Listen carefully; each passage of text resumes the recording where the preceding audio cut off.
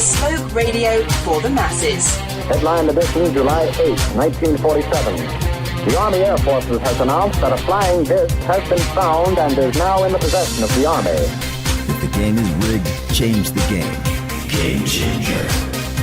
I occasionally think how quickly our differences worldwide would vanish if we were facing an alien threat from outside this world. This is Fade to Black with your host, Jimmy Church, on the Game Changer Radio Network and KGRA, the Global Radio Alliance. I need your help to get to the year 1985. You're listening to Fade to Black with Jimmy Church on the Game Changer Network.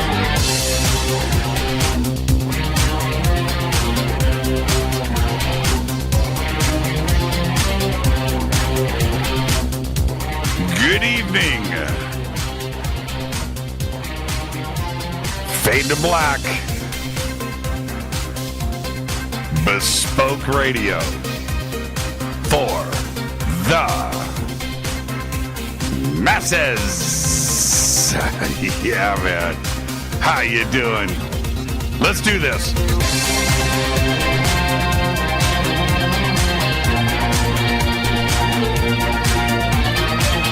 Today's Thursday, March 5th, 2020. 65 days into the new year, only 301 days left. We are live from a bunker somewhere in the middle of beautiful downtown Burbank, California. And I would like to welcome everybody listening all around the world, all across the United States. Hither and thither, to and fro, back and forth, up and down, east and west, north and south, far and near. This is Fade to Black for KJCR, the Game Changer Network, and KGRA, the planet. I'm your host, Jimmy Church. What is cracking, everybody? How you doing? How you doing? All right. Tonight.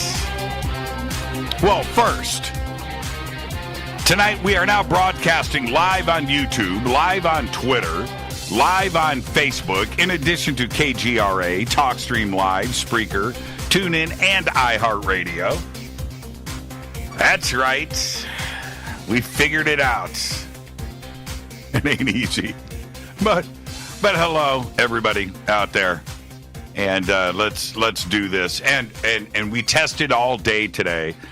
Thought we had everything ironed out, and of course, right before showtime, things just weren't quite right. But we should be live up everywhere. And Rita says Facebook and Twitter are okay. I'm waiting for reports to come in from Drew, and I'm not going to worry about any of that. If it's happening, it's happening. I'm going to do the show and have fun. Okay, let's go. Yes, tonight, very special guest. It is Quittspiracy Part 2 with Jason Quitt. Part 2 from our Quittspiracy special that we did last week. We had a long list of conspiracies that we were going to jump into, and we ran out of time. That is always the question, right? Jason is a graduate of the Institute of the Energy Wellness and a student of the Algonquin Shamanism, has been training and working with many teachers, shamans, and traditional healers from around the world. Jason is also the author of Forbidden Knowledge, Revelations of a Multidimensional Time Traveler, and the Egyptian Postures of Power, the ancient Qigong system, and the Yusuf codes, Sacred Geometry Mandalas. His website is The Crystal Sun, and I would like to welcome back to Fade to Black, the one and only JQ, Jason Quitt. Jason, how are you, man? I'm doing very, very good. I'm currently in Miami, Florida, enjoying the weather. So another Fader show with me in Florida. Yeah, we all want to be you, Jason. But the thing is, as beautiful as Toronto is, yeah, Miami, and I love Toronto, man, but you got to get out of there once in a while, and hanging out in Miami for a little bit to get your feet back under you is a pretty good thing to do. Especially when the day before I left, I had to shovel 2 feet of snow. That's what I'm talking about. Let me ask you this before we get it. Let's talk about the conspiracy of the weather for a second, which is this. Anybody, you leave your hometown that is buried under snow, and then you go to a tropical environment. Right now you're in Miami. How many hours or minutes does it take to forget about the snow? Instantly. Instantly. Right? Yes. I mean, it's weird how the mind works. It will literally forget what snow is. It's like instantaneous. And there's something else. I want to ask you about this. When you're in a snow environment, there is a smell. The frozen ice smell, right? The melting snow into water smell on concrete outside. There's a smell after a fresh snowfall, right? There's a smell. And when you get onto a plane and a couple of hours later, you step off the plane and you get the humid smell of the tropics in your nose. Isn't it crazy that the immediate smell that you get of Miami? Oh, yeah. It's like a sweetness. You have this kind of sweetness of the palm trees in the air and the sweetness of the ocean. And when you're in the snow, when the snow is melting with the sun on it, with the UV, you're getting ozone release. So you can smell that. It's almost like a fresh smell in the air of this ozone smell, which is also pretty good. But it's so fun when you go from that, because you notice it immediately. Immediately, the smell of Miami. It's crazy. We're going to Las Vegas after the show tonight, and there is an odor here in Los Angeles. And no matter where you fly around the world, you step off the plane and you go, oh man, that's what real air is.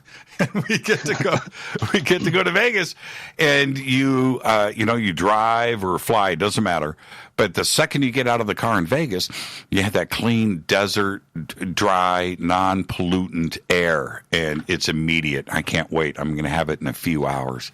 Looking forward to it. Oh, that's great. Yeah. But I want to say there's something strange in the air. And I don't know if this is a conspiracy, but I came down to Florida the first weekend of January. I went to Orlando, and it was very hot and humid, and I got this sore throat here. And that sore throat turned into a virus. That virus turned into like a head cold. And I was literally sick for over a month. I couldn't kick that whatever I picked up. And then I got better. And then 2 weeks after I got better, I got hit again, almost exactly the same.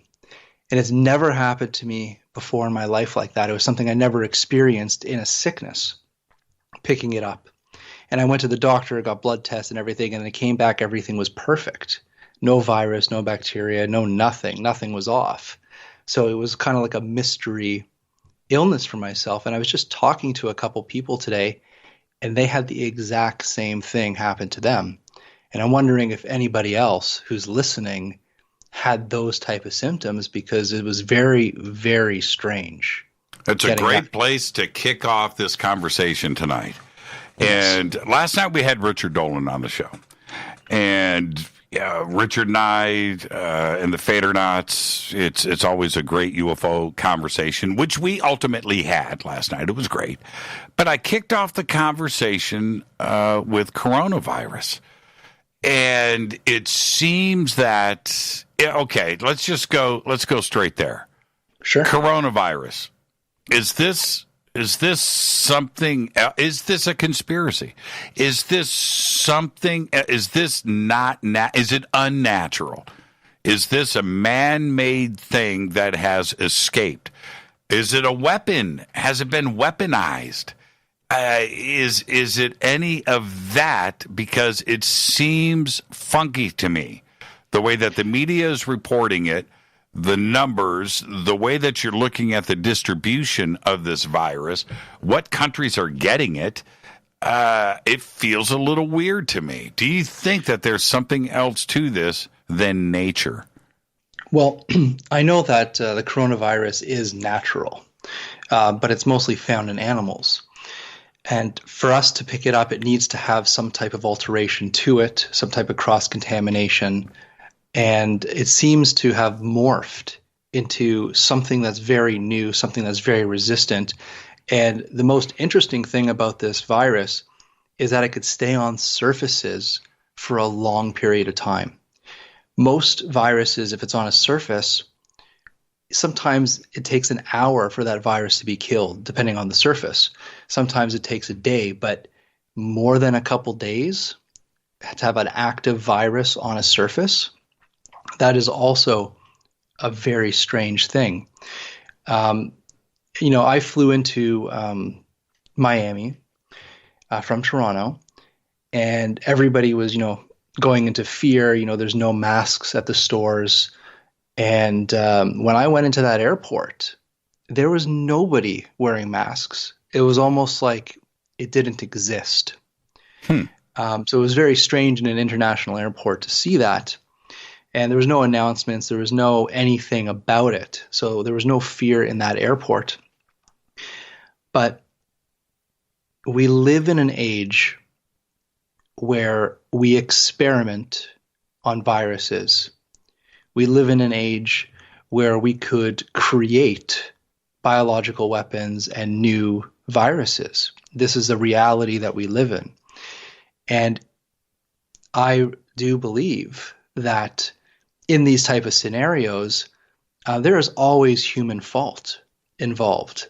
And it may not be, it might be something very simple where, let's say, someone is putting a virus back and, it gets in their clothes, or, they get contaminated, unaware that they're contaminated, and then go out into the public and it starts to spread like this. Right. So we live in an age where that is 100% a possibility. And I would think that, like we're talking about, strains of viruses like corona, like things are known about these things. Who knows what type of biological weapons, viruses, and bacteria they are actually working on today that we have no idea, that we have no resistance of, that if it does get out into the society, it could decimate our planet. And that is a very scary thought that is 100% a true reality that we live in today. The other part of this where and we have to be very serious about this assessment, and I am. The media is portraying this one way and freaking everybody out, and in doing so, in the relentless coverage of it, now we've got airlines that, in airports around the country that are virtually empty now, where people don't want to travel on airplanes. And I understand why, because they're reading the reports that are coming in and out of the media. And then we have the cruise ship industry. We have that.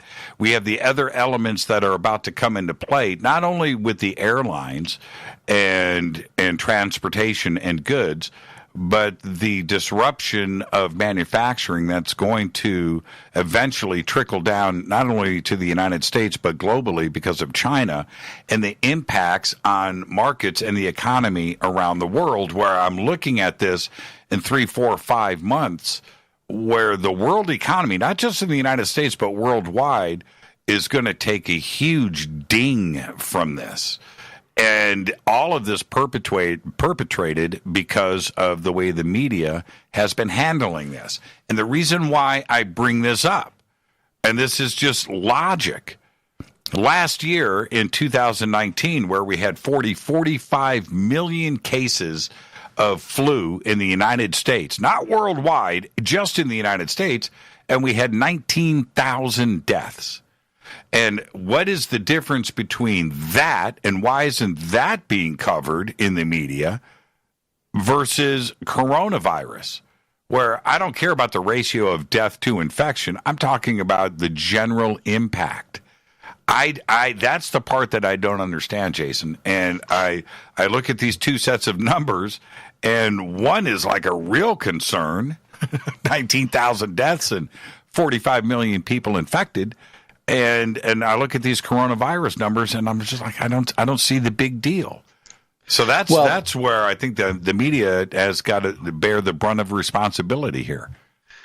It is, and it is affecting the economy right now. And, if it continues like this, everything is going to be affected. But you have to also remember that death rates with flu, many people that are in the hospital today who are sick, who are elderly, who have conditions like heart disease or strokes or anything of that nature, usually they don't die of those conditions. Usually they're in the hospital or they go home and they get the flu. And because they're already in a weakened state, they die of that flu. So the flu mostly kills those that are weak, that are at the end stages of life. So when they mark the death for the statistics, they don't say, "Oh, this person died of, the heart disease or cancer." They died of the flu. So a lot of people go that way. Right. And what to you, when you read that and absorb it, what's the difference? I mean, what would the difference be? What is the significance of who is being affected, how they are? It's nearly the same. It's the very young, it's the very old. If you're healthy and your immune system is solid, you may not even know, right, that you came in contact with the coronavirus of any version, because you're going to fight it off. Yes, and I've been reading some reports, and I don't want to go into the fear of it, but a lot of these reports are saying that when someone goes through the coronavirus, it may actually damage the body, the lungs, long term, so that if you get it again, your chances of survival are much lower. So it is dangerous to think about. And when you're looking at the reports coming out of China, look at the first doctor who reported the coronavirus. He was a young man. It looked like he was in very good health, and he succumbed to it very quickly. So if you look at it like that, it's not just the elderly and the young and the sick. Someone that is healthy can actually succumb to that illness, which makes it a lot more dangerous than the common flu. Now, what do you make of staying on the conspiracy side of this, where you have areas in the world like China, who we've got these issues with that have been going down in a geopolitical sense, and they get hit? Of course, Iran, who we've had some very, we're shooting at each other right now and almost broke out into a war a couple of months ago.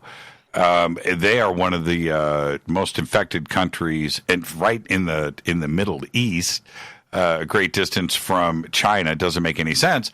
And then, of course, you have South Korea, and in the middle is North Korea. And we don't know what the reports are in North Korea, because they clamp down on their news and their information going to the outside world. But you can only imagine how affected North Korea must be if South Korea is affected like they are. And I find that just a little strange. No proof of anything, but I'm just looking at the numbers. Yeah, and if you have that kind of conspiracy mindedness to you, and you look back at history of what governments have done to other populations, what military has done with, let's say, Agent Orange and other radioactive substances being dumped in different cultures. They've done things like this before. So to say that they could never release a biological weapon as simple as a virus, you can't say that at all, because if you've looked at these freedom of information requests going back, and we'll talk about some of those tonight, you will see that the government has put forth plans to harm their own citizens, to start wars or to make changes.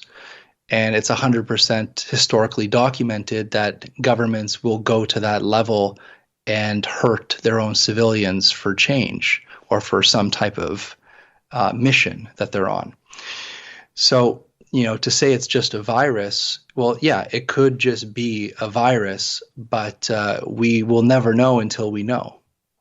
Yeah, the thought of, somebody, walking down the streets of Tehran with a vial of coronavirus and opening it up and walking away, that's about as creepy and as scary as it gets, but it just feels weird to me. That's all. And we'll never know, at least right now, and it would take a whistleblower of the extreme to come forward.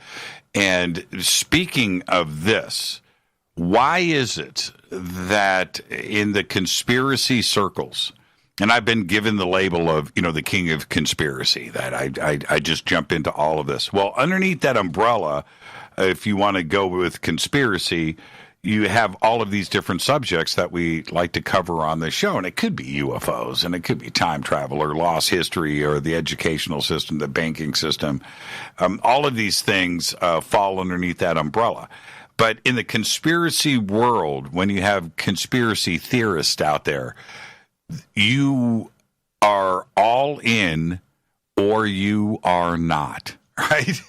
And that if you waver on one conspiracy, then they throw you off the bus because you're not a real conspiracy theorist. You either believe in everything from the flat earth to 9/11 and everything in between. And if you don't, then you're not a real conspiracy theorist. Why is it that way, Jason? I would say we have extremists in all communities, and I believe that is a very extremist point of view because, as you know, Jimmy, I love conspiracy theories, and I love going down the rabbit hole, and I love historical conspiracy theories and how one conspiracy builds off another conspiracy. There is like a family tree of conspiracies that connect to each other. And it's fascinating to see where all this information comes from and how it came to be. And by researching multiple conspiracies, you'll start to see that some are not conspiracy theories. Some are historical facts that used to be conspiracy theories, but now documentation has come forward that it's 100% historical evidence that occurred. And then you go to the other extreme where you're researching these conspiracy theories and you're following that rabbit hole and you realize that it was just a myth or a story created for a very specific purpose. And because it was a popular idea and it sounded true and it related to true events, it was fuel and it went right to the top of the conspiracy world, even though it was not true to begin with. But many people in the conspiracy world take the fake stories and take the historical real stories, and they'll blend them together to create a narrative or a mythology of the conspiracy world. And if you don't believe in that conspiracy narrative or elements of that conspiracy narrative, then you don't believe in the entire conspiracy. And I think that's a very dangerous way of looking at it because I have researched this for years and years, and there are true conspiracies that we need to look at. And then there's conspiracies that sound pretty good, fit the description, makes the story better, but there's nothing really to back it up. And we have to kind of be mature about it and say, you know what, let's let go of these things that are speculation and stories, even though they help confirm the other conspiracies. And let's just focus on exactly what we know is true, because those are fascinating in themselves. When we come back after the break, we're going to start things off with the Denver International Airport. And I know that you, excuse me, I know that you travel a lot. And in the 1990s, when I was flying all over the country every single week, I did this for years, and I found an easy travel solution for me. And instead of going all the way to LAX and getting a direct flight, I would go to Burbank, because that would take me an hour to get to LAX, and it was just a drag in and out of the airport. Or I could just go to Burbank Airport, 5 minutes up the road, and connect through Denver International. I would rather connect through Denver International on United than take a direct flight because of the convenience of Burbank Airport. And I got to know Denver International Airport really, really well. Well, sometime in the 90s, I started to read these stories about Denver International Airport. And I went immediately to go and investigate. The next day, I was flying through DIA, and I started to see these things that were reported on. And there is the fun of the rabbit hole. There's the fun of the rabbit hole, and you never get confirmation. But when you go down the rabbit hole and then physically you look at something that has been reported and you're seeing it with your own eyes, you kind of freak out. And there is, and I always think of the movie Conspiracy Theory, right, with Mel Gibson when he loses his mind. Yeah. Well, you go and you see the murals on the wall at Denver International Airport, and you absorb those, and you look at the implications of what's in these murals, and you start to come unhinged a little bit. And then you start wondering what is underneath you, and that maybe this is true, and it only takes a piece of confirmation, right, that could cause some people to snap. Is that dangerous? It is, because the best conspiracy theories are based off of true things that are observable. Mm-hmm. You know, so like you were talking about the mural, if someone tells you that this mural means a certain thing, and then you go and look at the mural and you can see the contents of it match what this conspiracy theory says, then you say to yourself, that conspiracy theory is real. That's right. That's right. I went through that. Mm-hmm. I literally went through that.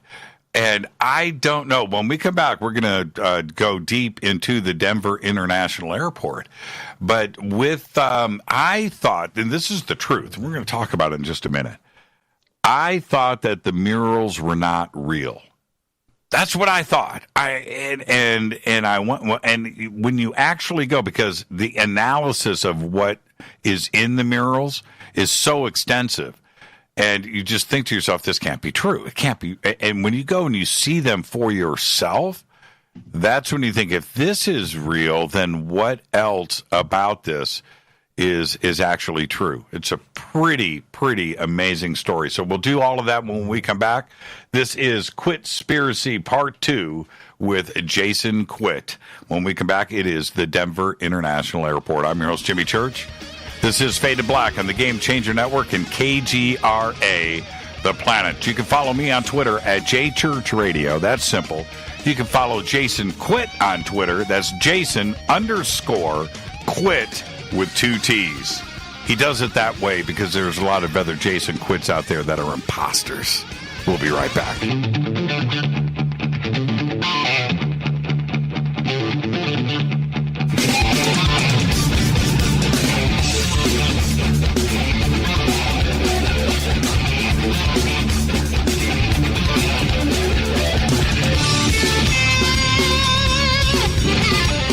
All right, welcome back. Fade to Black. I'm your host, Jimmy Church. We have 2 events coming up. One in May, that's Contact in the Desert, May 29th through June 1st. Palm Springs, California, Indian Wells. You go to contactinthedesert.com and get your tickets and info there. And then June 26th and 27th, 2020, heading over to Manchester, United Kingdom, for the Awakening Conference. And it's very simple, awakeningufo.com. Our guest tonight, Jason Quitt. He's here for Quittspiracy Part 2. And Jason is back. He's in Miami, living the life. But prepping for the show this week, I wanted to do Denver International Airport first. And as we look into this, let's get an overview of what the conspiracy is about Denver International Airport. Sure. Well, there's actually many conspiracies that involve Denver International Airport, but the biggest one is that there is a secret underground base built underneath the airport that is accessed through strategic tunnels. And these tunnels actually go for hundreds, if not thousands, of miles across the U.S. to other underground facilities. So this is the main conspiracy about the Denver International Airport. And then what else can we possibly say about these underground bases? Well, a lot of people say that they are alien bases, that they are hiding aliens in these underground bases, and it's all military bases.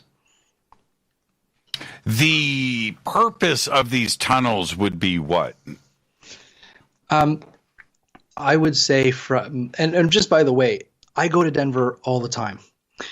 And whenever I get an Uber driver or a taxi, the first thing that I ask them is, tell me about the conspiracies about the airport. And I've gotten so many different responses from just the average person that lives there. And these tunnels are, I would say, gateways to these bases. They have fast train systems that run across the country. And one of the best conspiracies I've heard that actually makes sense to me, and it could be completely possible, is that there is an underground network of these tunnels, train systems, and underground bases for the event of the end of the world. And that during a time of these cataclysms or war or destruction, the government of the United States will go to Denver Airport, go down into the tunnels, and can have a continuation of government and society underground in these facilities all across the nation until it is safe again to come back to the surface. Now, the rumor that I had heard, and I want to move on to other aspects of this, but the rumor that I had heard in the very, very beginning was that there was no reason to build the airport where they did. It was way further out, away from Denver, in the middle of nowhere, and they could have built it much closer to Denver. The old airport was right there, right? And this new airport just takes forever to get to, and it is completely remote. That they had, this was in the beginning, and I was talking to my friends that lived in Denver at that time, that they were already building the networks of tunnels that were going to Denver International Airport, and then they built the airport on top of the existing tunnel system that was built in preparation of putting the airport in. And when you look around, when you get to Denver, you've been there many times, you can see that there is nothing around Denver International. You can't even see Denver from Denver International Airport, can you? No, it's really out in the middle of nowhere. And there is so much land around this airport.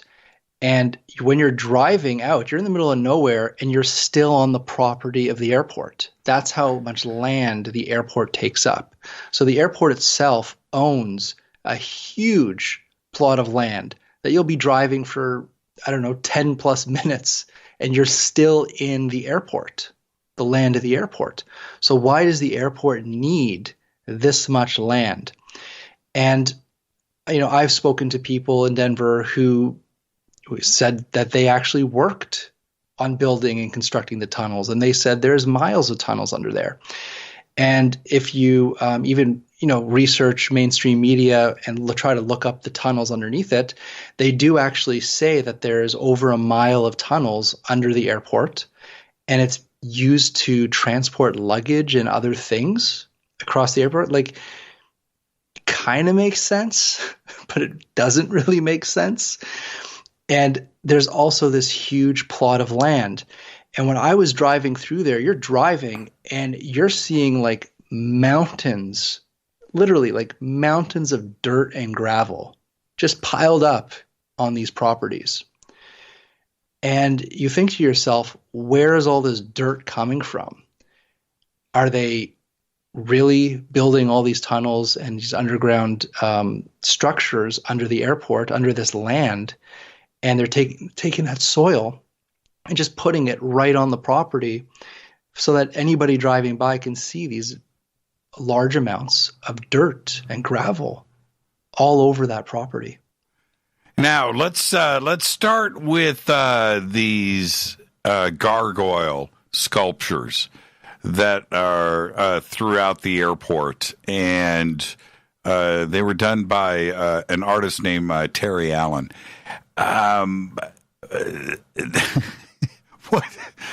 When you have all of these conspiracy theories tied into DIA, is it a good idea to start putting these demonic-looking gargoyle sculptures with they've horns, right? These demonic-looking gargoyles on pedestals inside of the airport?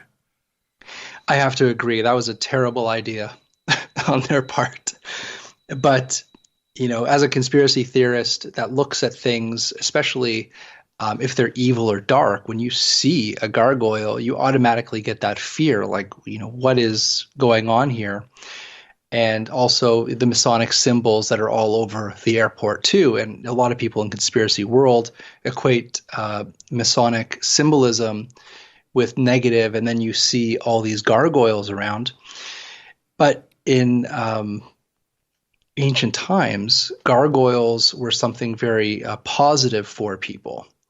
And they were placed on structures, specifically churches, where people would gather, holy places. They would put these gargoyles outside, facing the outside, to ward off evil, to ward off any bad intentions, to ward off any negativity. So the true purpose of gargoyles on buildings was to protect the building from outside forces, outside demonic energies, and to really protect the people that are inside. And most people forget that meaning, and we kind of lost that information. But I do have to say, it does look very strange in our modern era to continue with those old practices of warding off evil using the gargoyle. And then we have the time capsule that was placed there by the Masons, by the Freemasons, with the Freemason symbol on it. It's dated March 19th, 1994. Okay, that in of itself is pretty tasty. It's pretty interesting to look at. But that's not what's most important. What is important here is underneath that date of March 19th, 94 are these words. It says New World Airport Commission. Yeah, and you can see it, you can read it. It's clear. It's right there. New World Airport Commission.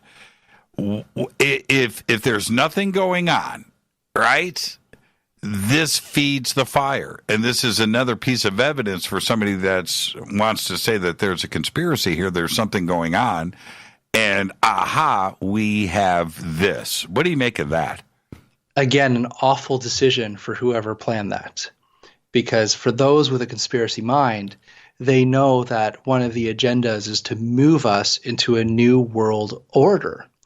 So when you see those words in plain day with the Masonic symbols that say New World Airport, your conspiracy mind explodes.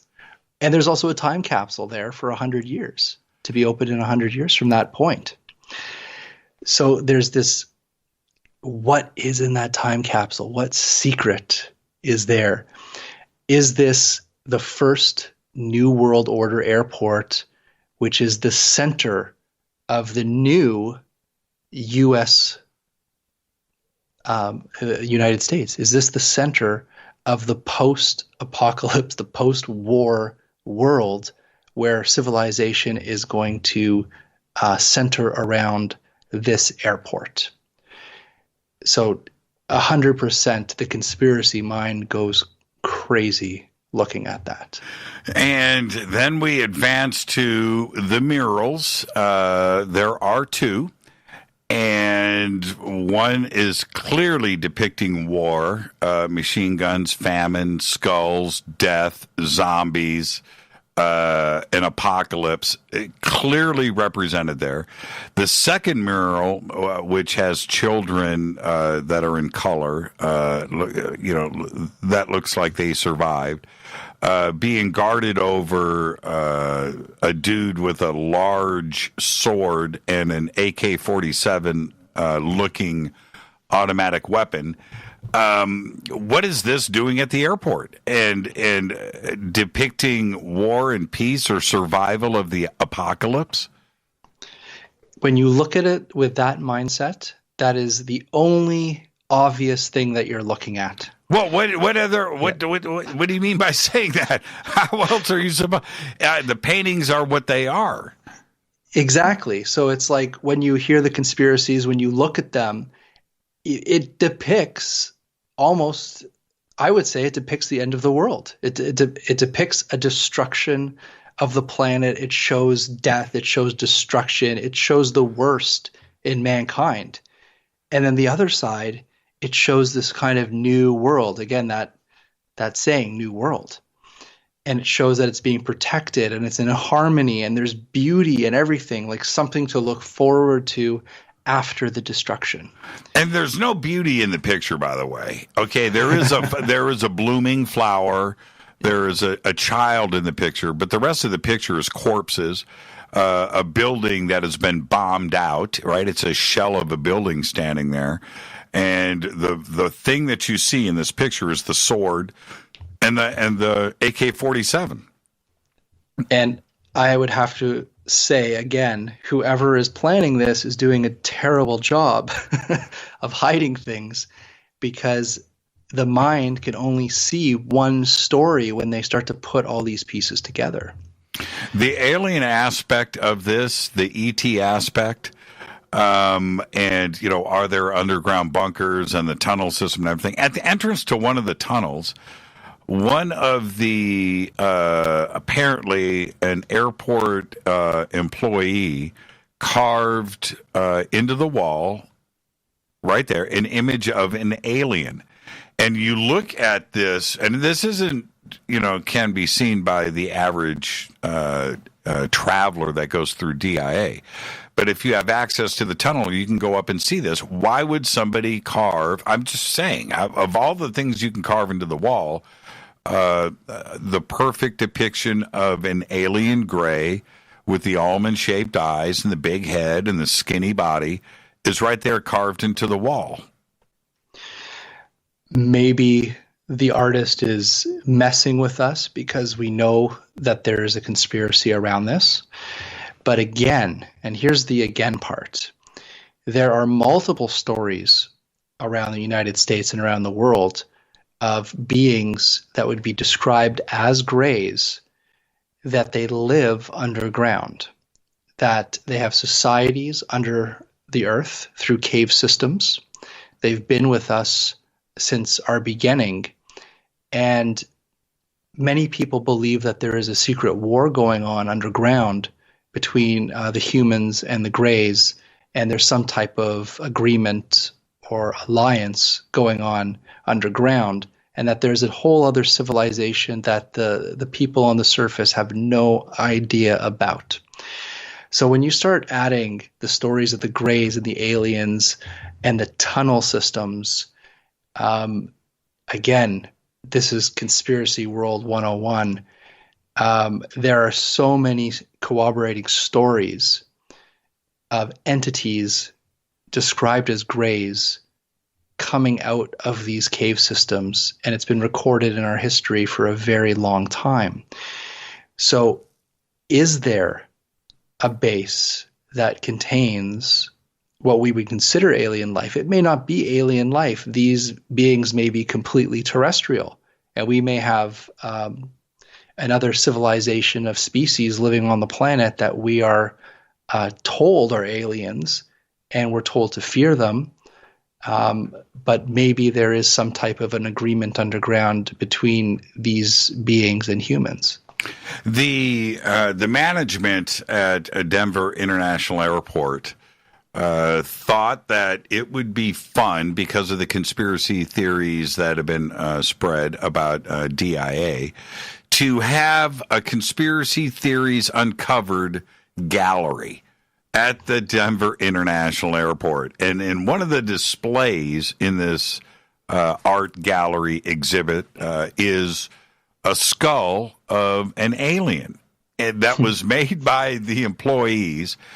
And it was planted during the construction of the airport hotel and their transportation center. Now they've got that skull that was made and planted back then during the construction is now on display in their Conspiracy Theories Uncovered gallery. Is this a way of, I mean, clearly there's a message here, but is this their way of deflecting from the reality and the truth of what's going on at DIA? Or is this just saying, look, there's nothing here and we're just having some fun? Well, the truth is both myself and you don't know what's really going on there. And this is why it's such an amazing conspiracy. I think from a marketing perspective, the best thing to do is kind of go with it. You know what I mean? And they're putting up advertisements with aliens on it. They're advertising the conspiracies to bring actually attention to the airport in some type of marketing display. But then again, you hear about these societies, and they always tell you, hide the truth in plain sight, so that you are displaying the truth, even though the person that's not initiated into the truth will not understand the full depth of what they're experiencing, but subconsciously they pick up on that and understand that there is truth to what is going on and what they're experiencing in that place. Now, what's the story behind the Blucifer horse?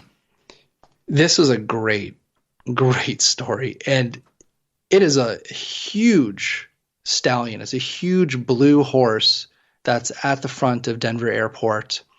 And it's on its hind legs, like kind of jumping in the air. And it, you know, if you're just looking at it, it does look very sinister. You know, it has red glowing eyes, this blue horse. It looks very sinister, and it's given this name Blucifer, you know, like, you know, it's Lucifer the horse.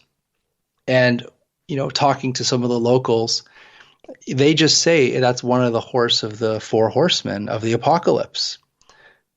Even though that's not advertised or talked about, that's what a lot of the locals just say, you know, that's one of the horses that brings the apocalypse. So that's a huge image just to have in front of an airport. But the story behind this horse is, you know, you can't write this stuff. The sculpture, the artist that made this, his name is Luis Jimenez. I hope I said that correctly. Jimenez. And I'm Canadian, you know. Yeah, but, it shows. But, thanks.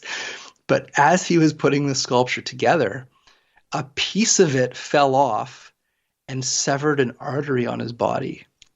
And because he was very far away from a hospital, he succumbed to those injuries. The sculpture of that horse killed the artist that made it. And now, is this a vetted true story? Yes, this is 100% fact. Okay. Now, see, that just adds to things, doesn't it? Yes. And then because of that, the artist's children actually stepped in and helped finish the sculpture so that it could be delivered to Denver Airport. But because of the story that was behind it, because of the evil nature of what this horse looks like, there was like social media protests. There, you know, people did not want this type of sculpture to be placed anywhere near the airport. But obviously it's there today and everybody can see it. And there's, you know, all these myths that go on with this horse, the horse of the apocalypse. And they say it came alive. There's a lot of people that believe that this is a haunted horse that could come alive. And during the artist's creation, just like the golem, it gave him life. And this horse came alive and killed the artist. So this is the conspiracy of the artist's death, creating the golem horse of the apocalypse. Oh, man. Okay, so let's talk about this for a second. The poll just went up. So I've already voted. I'll tell you what my vote is in just a second. 1 pipe, 2 pipe, 3 pipes, 4. Is Denver International Airport an underground alien base built for the apocalypse, Jason? 1 pipe, 2 pipes, 3 pipes, 4. You know what? After our talk, I think I've even changed my pipe rating, and I'm going to give this a 3 pipe rating. So did I. I went 3 pipes. I went 3 pipes. 4 pipes all in. I'm not quite there. But there's enough compelling evidence. And look, for those out there, and we've got a lot of Fadernauts in Colorado, and unless you've been to Denver International Airport and checked it out for yourself, it's a tough thing. And if you haven't been there and you've read all of this evidence, you're probably going 4 pipes. I don't think anybody's going to go 1 pipe. There's just too many crazy things. You go and visit the airport. It doesn't have a sinister vibe to it. In fact, it's one of my favorite airports to go to. It's very nice. It's very nice. Airport. Very nice airport. The mall in the middle. I did all of my shopping in that mall. Baby, I was traveling so much, I would look forward to going to that mall in the middle of the airport so I could buy clothes, so I could buy the latest of something. I bought shoes. I shopped at that mall every single week. I loved it. And the other thing about Denver International Airport, it's 0 degrees outside, but upstairs in the back, they had a smoking lounge. Sealed off from the rest of the airport. I don't know if they still have it there, but it was one of my favorite places to hang out. So I'm going with, because of my visits to the airport and what I know is actual evidence, I'm going 3 pipes, solid 3 pipes. Right now, let's see what the voting is right now. Man, we got 4 pipes in the lead. Wow. And like I said, if you have that conspiracy mind and that kind of occult symbolism background, and you enter this airport, it's like a field day. You walk around and you're looking for these symbols and you find them. They're everywhere. There's no question about it. Right now, and we got a lot of votes in. Right now, 6% with 1 pipe, 18% with 2 pipes, 30% with 3 pipes, 46%, Jason, 4 pipes all in. Wow. That is absolutely incredible. Everybody keep voting. And I have no issues if you're going to go all in on 4 pipes with Denver International Airport. There's too much weirdness. Just, and I'm serious, Jason, those murals alone, it's what are they doing there with that message? The message is clear. It's the apocalypse. It's the end of the world. And there's something else about that, too. It felt like there was a zombie plague skeleton play thing that was going on there that it is right out of your darkest movie, your darkest id. That soldier wearing the protective face mask. Right. He's wearing a face mask. Demonic looking, man. Crazy. So there you go. Let's take a break, and when we come back, we got to do it. We're going to go straight there. We're going to do 9/11. 911 coming up next with Jason Quitt. I am your host, Jimmy Church. This is Quittspiracy Part 2 on the Game Changer Network and KGRA, The Planet. We'll be right back.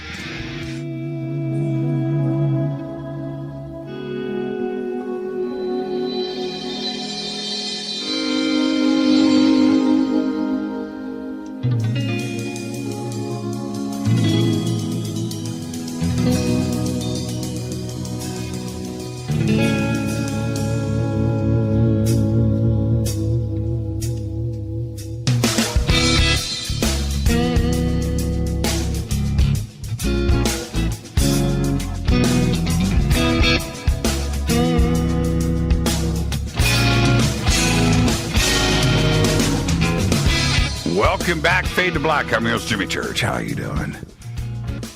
On the Game Changer Network and KGRA, The Planet. If you have missed a live show Right? You miss a live show? It's simple. Just subscribe to our podcast. We have almost 1,200 shows in the archives. All the apps that you need, it's all for just $2 per month. Go to jimmychurchradio.com, click on that podcast banner, and, help support the show. $2 per month, and all of the apps that you need, everything updated every single night after the show. 1,200 shows in the archives, $2 per month. There you go. Go and get the podcast. That way, when you go to work in the morning, you can listen to Fade to Black. It'll always be waiting for you. Our guest tonight, Jason Quitt, Quittspiracy Part 2, Part 2. Now we come into 9/11. Oh, man. And I think it goes without saying that this is, if you're going to have a conspiracy and you want all of the elements to come into play, 9/11 is right there, isn't it, Jason? This is the conspiracy of the conspiracies in the conspiracy world. It is. It is. And let's see. And this is the first, I would say for me personally, this was the first conspiracy theory that really did wake me up to conspiracy theories. So I was part of that generation. I think I was in 2001. I think it was my first year in college. And I was actually home. It was a day off. And I had the TV on in the morning. And I didn't see the first plane, but I had the TV on to see the second plane. And I'm telling you, that changed my life, watching that. It was the craziest moment of my life, experiencing that with everybody else, watching that whole tragedy unfold. I've told the story many times, and if you've heard it before, okay, but I'll keep it short. I slept with the television on at that point in my life. And I was living alone, so I was home alone. And I remember dreaming about this small plane crashing in, because this is what they were reporting at that time, that a small plane had crashed into the top of the World Trade Center.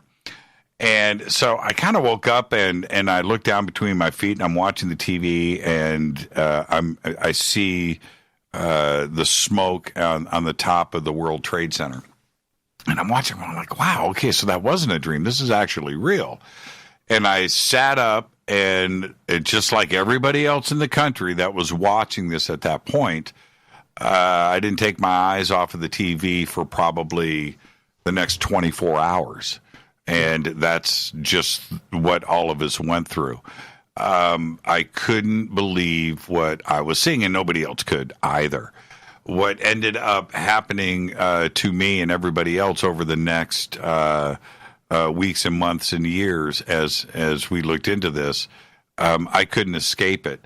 One of the things that tipped me off very, very early on, and we're going to get to these specifics, but when they had said and reported on TV that they found the passport to one of the hitchhikers on the streets of New York. Right? I was like, hijackers. Not hitchhikers. Yeah. What did I say? Hitchhikers? Hitchhikers. Yes. Same thing. Hijackers. I remember just sitting back going, well, that's a load of crap. That right there felt wrong to me. It just didn't add up. It just, and to this day, it's one of the things that sticks out there. Okay. It's like, when I heard that too, and this is so funny, is I pictured a man in black, a guy in a suit with his hat on, just walking in the rubble and just opening his coat, shaking out a couple passports, and then walking the other direction. Like, it was so strange to hear that reporting.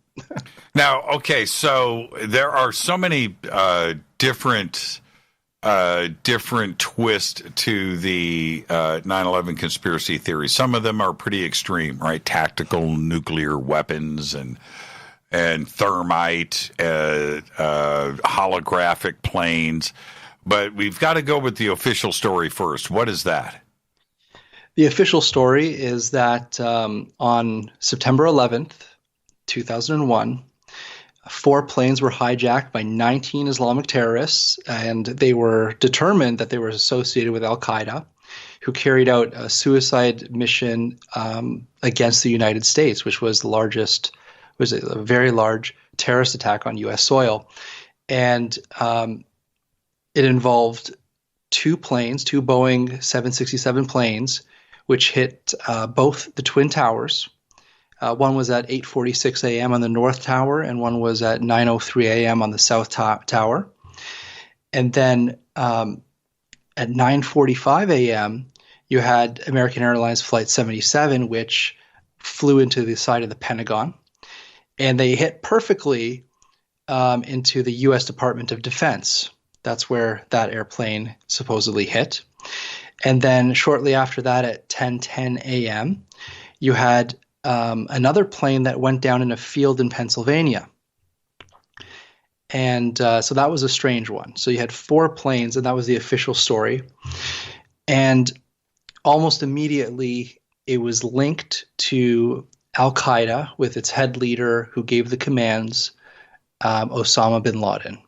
And that all happened within a couple of days from the first plane hitting to the announcement of Osama bin Laden. I'm going to unpack a couple of things here, and I'll give my overall assessment of. And I almost forgot. Okay, these 19 terrorists, supposed 19 terrorists, were in the U.S. already living here for about a year, and they attended flight school, commercial flight school, and the way that they took down these planes and took control of these planes is that they smuggled box cutters onto these planes. So those are very strange elements to that story already. But that's the official story. It's funny. I have box cutters and small knives here in the studio. I'm always unpacking boxes, and not only that, but cables and things and stuff. And I'll hold one up to the camera. Here's a little tiny one. And every time I open this up, I think about the claims of 9/11 that a hitchhiker could take over an airplane with one of these. I don't know. Hitchhiker. I said it again. Yeah. Hijacker. Hitchhiker. It's funny. You get that stuck in your brain and it's not going to leave. Okay. So now. There was reports that started to surface, and one of them, which was confirmed, that everything in the United States, as we know, all flights were grounded. So if you were traveling across the United States, you got stuck, right? You had to rent a car and continue on your trip if you wanted to get home. And this happened with tens of thousands of people that were stranded because all flights were grounded. There was no flying of airplanes except for the Air Force in the United States, except the bin Laden family, which was allowed to board a private jet and leave the United States for Saudi Arabia. Now, you have to stop and ask yourself at that point, whether there's a conspiracy here or not, how did so early on when they were trying to identify the hijackers, and nobody really knew much about Al-Qaeda at that point, apparently, but the bin Laden family knew what was going on and were able to get together, get on a private jet, and leave the country when nobody else could fly. That right there is something that needs to be focused on and discussed, because there's no reason, unless the United States government knew in advance what was going on and what the bin Laden family had to answer for. And why were they here in the first place is another question. It is. No, the reasons for it, for them to be allowed to fly when no other American citizens are allowed to fly. Everybody in this country is freaking out. And then you allow them to escape as opposed to holding them in this country and finding out what they knew. Well, that information and whatever was in that plane was allowed to leave the country. And that includes luggage and paperwork and computers and anything else that would tie and have evidence in this terrorist attack was allowed to leave the country. That's right. And if you dig deeper into Osama bin Laden and the family and even Al-Qaeda, and you go deeper into the history, you know that the CIA, and this is public information, trained and gave weapons, basically creating Al-Qaeda to fight the Russians. So there was already a connection to the CIA connected to Al-Qaeda before 9/11 and to the Osama bin Laden family. Now, when we start to pick this apart, and I'm looking at the clock here, and I'm thinking about how important 9/11 is, and I don't know, we'll probably spend the rest of the show on this subject. This has been debated back and forth on so many shows, so many books, documentaries that have been made on this subject. But the more that we look back at this through time, it seems like there is something to this. I'm not sure which part of it is real. Right now, holographic planes is a bit of a stretch. Yep. Tactical nuclear weapons is a bit of a stretch. But there's other parts of this that need to be addressed. And one of them is the jet fuel. And did you know, before we move on, that I believe it was a B-24. B-24 Mitchell crashed into the Empire State Building. That's correct. And nothing happened. Yes, because these buildings were built with the knowledge that a plane may hit them and that they have to build them structurally sound and strong enough to take the full impact, force, and weight and fire and still stand. So all these buildings were built with that specifically in mind. Let me ask you this. Did you ever visit the World Trade Centers? I visited the site in 2003. So after. Okay, after. So you didn't do it before? No. Okay, I went there a few times, and I have to say, Rita and I went to the memorial a couple of years ago, but the first visit that I went to the World Trade Center, I remember walking up, and I was with a friend of mine. We were with a group of people, and I walked up, and it takes your breath away. The size and the strength of these buildings, you cannot believe how big they were. The footprint, the way that, and you walked into the lobby, and you just felt the power, the strength of this building, and it's beyond words.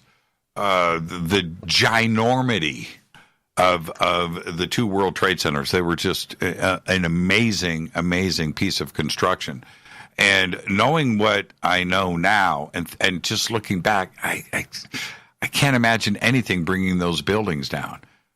It could have been jet fuel. It could have been what it is. It could have been hijackers flying in, and it weakened the thing, and the pressure of the upper floors pulverized everything below it and just brought it down. Yes, okay, I get that.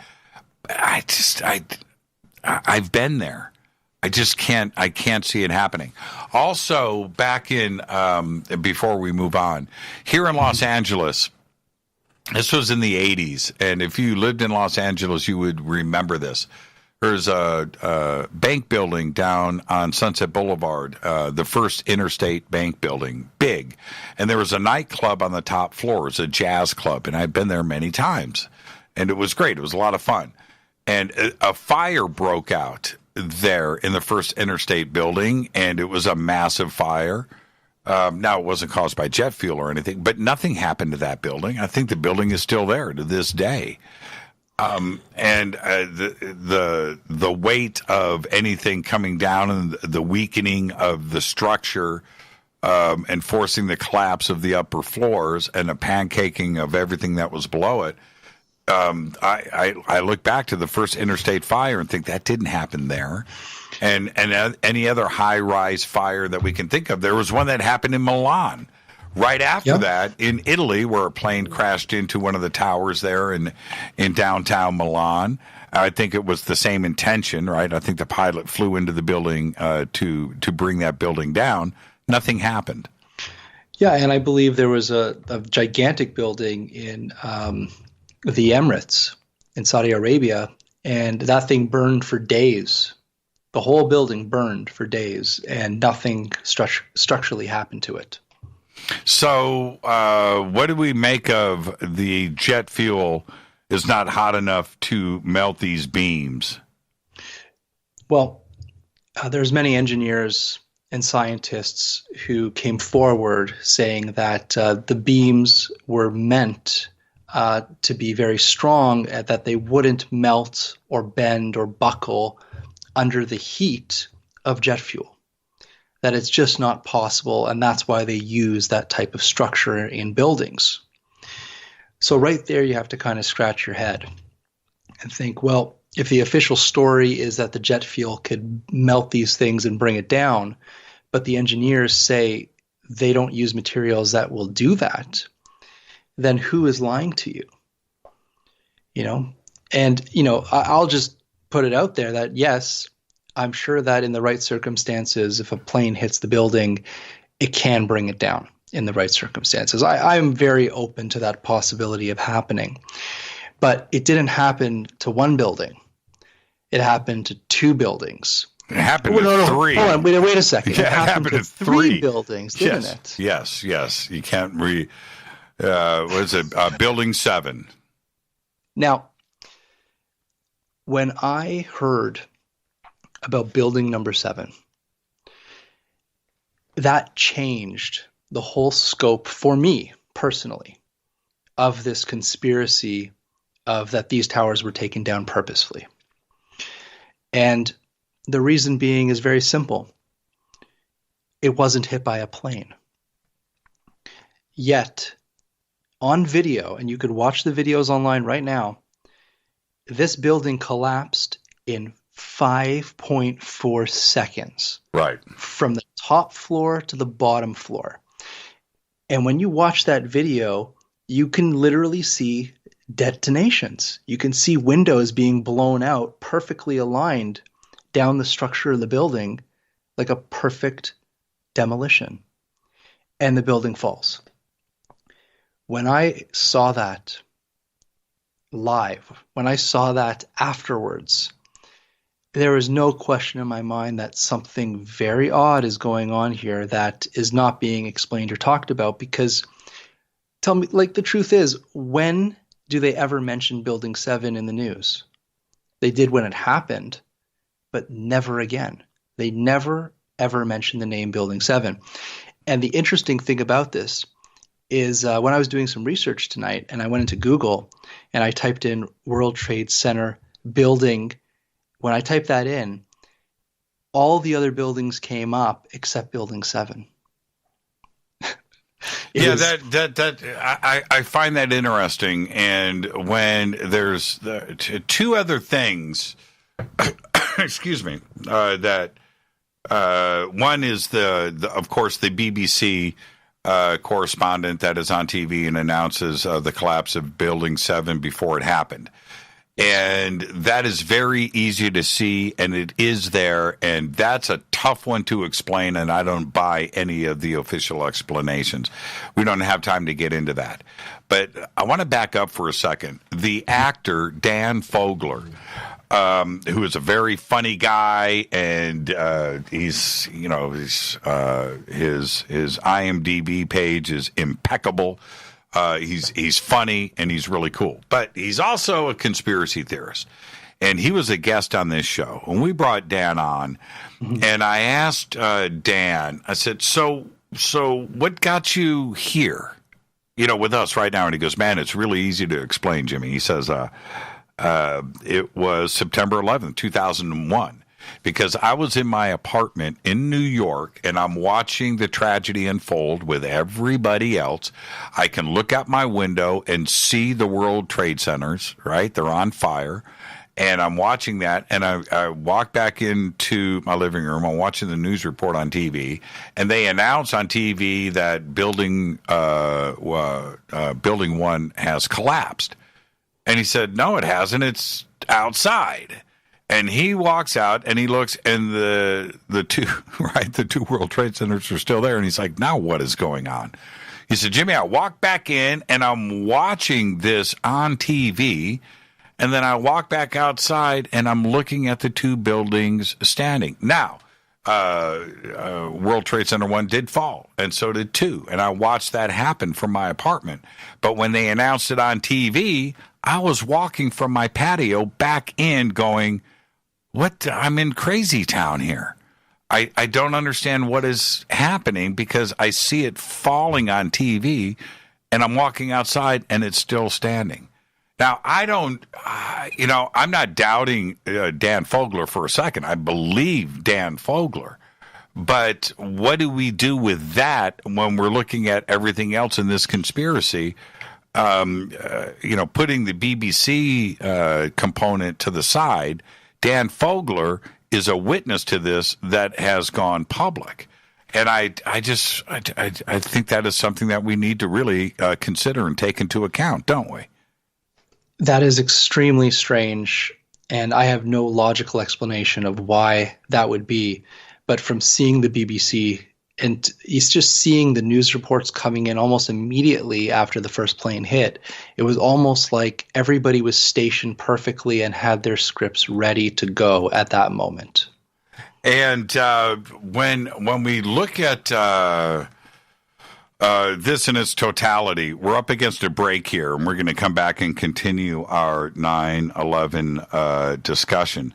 But what are we actually dealing with? Are we dealing with our government involved in killing 3,000 American citizens on our soil?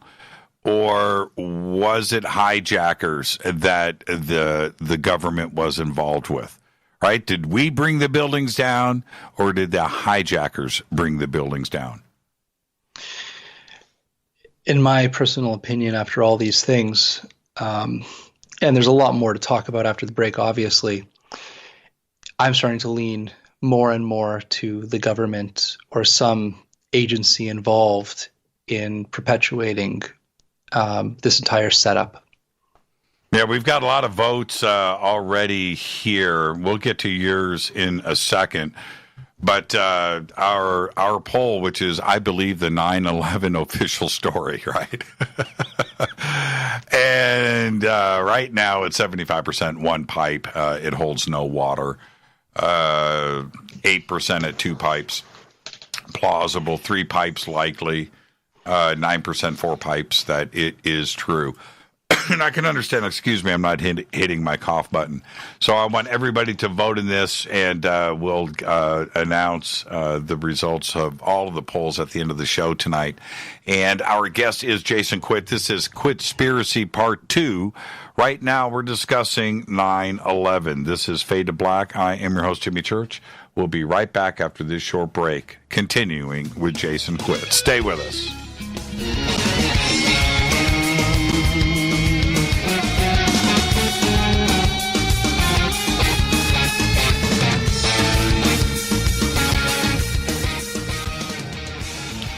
Welcome back, Fade to Black. I am your host, Jimmy Church. Tonight, Jason Quitt, Quittspiracy Part 2. Right now, we're discussing 9/11, and there's so much to unpack with 9/11, and there is so much information and so many experts that have come forward. There's so much testimony, and you combine all of that with the stuff that we have witnessed personally on this. It's something that is just huge. It is a huge conspiracy. And one of the aspects of this that I want to talk about, and haven't even gotten to the Pentagon yet, but is the use of tactical nuclear weapons. Small suitcase type weapons that were used and brought in to bring down the towers. Now, as extreme as that is, this is something that is seriously considered in the conspiracy theory community, isn't it, Jason? It is, because it would take that type of heat or technology to have the effect of what has been witnessed, which is basically the buildings turning to dust, the beams being like dissolved.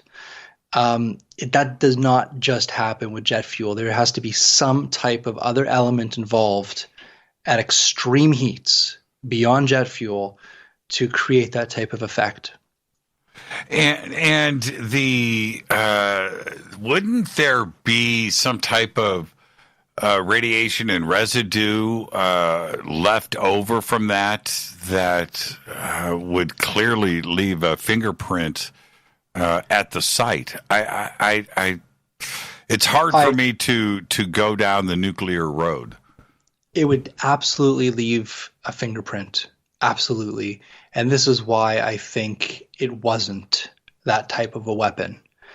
But it's still a mystery. And this is the conspiracy about it, is that it just doesn't add up. It just doesn't add up to what we are witnessing, what the experts are saying, and to what the story actually is. None of it adds up. And, we're talking about extreme heat. We're talking about the buildings turning to dust, falling into its own footprint. The black boxes of those planes were never recovered from those wreckages in the Twin Towers. But wouldn't we hear a nuclear detonation?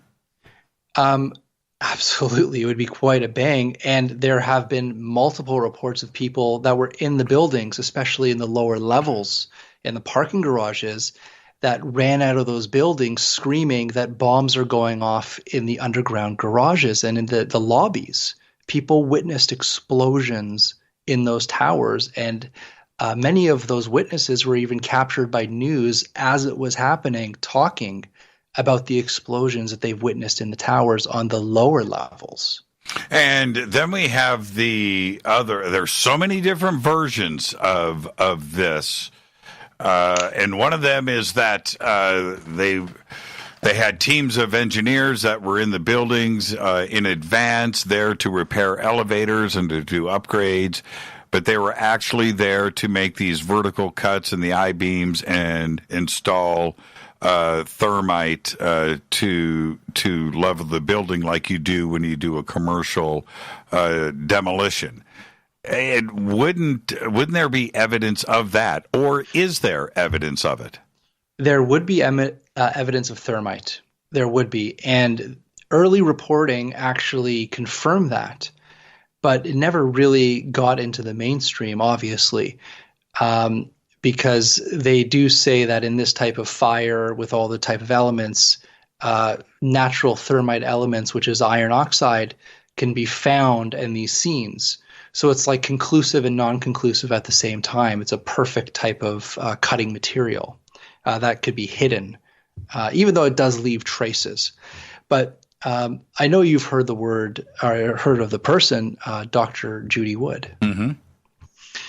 And I remember watching her presentation on 9/11, and she showed a picture of one of these beams. And the beam looked like you were saying, the vertical cut going down it. And the only way that could happen is if it was somehow cut by thermite or some other type of force to allow the structure to fold on itself. I had read that the cuts that Judy Wood, I'm not discounting her conclusions. Yes. But I had read the responses to that, and one of them was that those cuts that she has shown, and they're very famously out there on the internet, that these cuts were made all over the debris after the building came down so they could remove the debris, and that's why the cuts were there. But they were done after the collapse of the building. And that can be. I don't discount that either. Hopefully we get to the truth on that. But there is one thing that Judy presented that completely blew my mind. I've never seen before. And it's on the internet. People can find this. There was news reports, and they're showing the metal structure in the background of the towers, the debris. And you see a solid metal, let's say support beam, whatever that was. And it's perfectly solid. And then it looks like the wind blows and the top of that thing just turns to dust. And this is live on TV, showing this metal just turning to dust in the wind. Huh. I'm sure someone on Twitter will post that. But when I saw that, it's like, that does not make any sense in my mind to any technology or fire or chemical that I know of that can do that to metal. And another thing that Judy was presenting was pictures of the steel beams, and many of them were like twisted like a shoelace. Like, it wasn't just, bent over to the side. It was like literally twisted like a Twizzler, like a candy. And that shouldn't happen. That doesn't make any sense at all to my mind trying to look into that. So you have these very strange anomalies when it comes to the physical steel, the metal of these buildings changing shape, dissolving. And then, if you look at the Hutchinson effect with experiments with different frequencies, energy technology, they could actually duplicate what we're actually seeing. And I'm not saying that's it. I'm saying that there is evidence that electromagnetic frequencies can change metal in what we've witnessed in the 9/11 attacks. Now, let's discuss another aspect of this. Yes. Which, for me, okay. The holographic plane, unedited, edited video that was broadcast out over television, and that this is clear evidence of these planes not being real. Now, you look at the video, it's the power of suggestion. Somebody is telling you that this plane is flying behind the building when it's actually not, and this is now... They forgot to correct this part of the CGI when they were whatever these excuses are, right? But once that pollution is there for your eyes, now you're going to see something different. So I went and I looked at the video and I went, okay, let me analyze this. And I went and looked at historical records, original maps of New York City. I went and looked at black and white photos from the 30s, 40s, 50s, color photos. I looked at aerial photography, and there's a lot of, Manhattan's like the most photographed place on earth, right? Mm-hmm. So I went in and looked at all of the buildings. The building that looks like it is in front of the plane, right? And that the plane should, and you realize that building is not in front of the World Trade Center, that it's actually off to the left in the video and behind the World Trade Center. And it's an optical illusion in the video.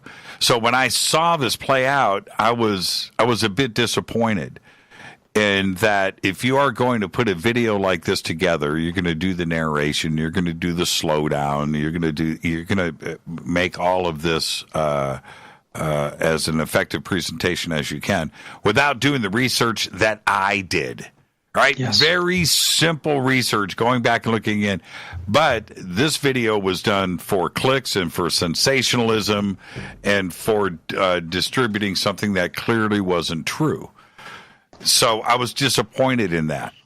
That being said, Jason, Yes. I think the bigger conspiracy here is not holographic planes or tactical nuclear weapons or thermite or cut beams or any of these other things that have been put out there, which may be true.